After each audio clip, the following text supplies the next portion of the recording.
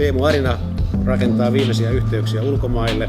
Ja siellä ulkomailla on sitten Barbara Jun ja Joe Siemens, jotka molemmat ovat erinomaisen kovia nimiä tällä alueella, edelläkävijöitä.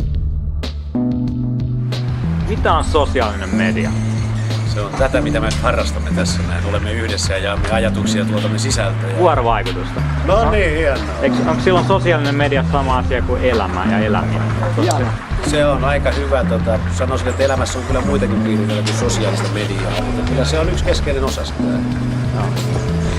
Medium on tässä, eikö niin? Sitten on ehkä hyvä kysymys, mikä on niin kuin elämän tarkoitus? No, se on olla osa sosiaalista mediaa.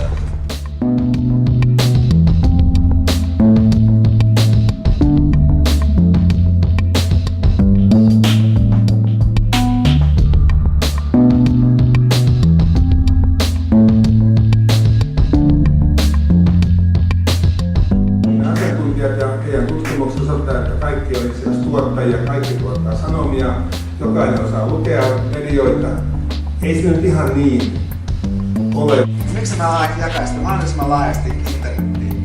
Together with your colleagues in a small group or use Delicious, then this is easy way to share your links. User-generated content.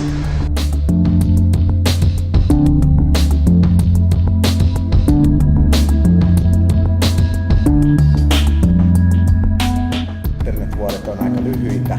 Veikkaisin, että 4-5 vuotta niin meillä on tämmöinen wiki-opisto.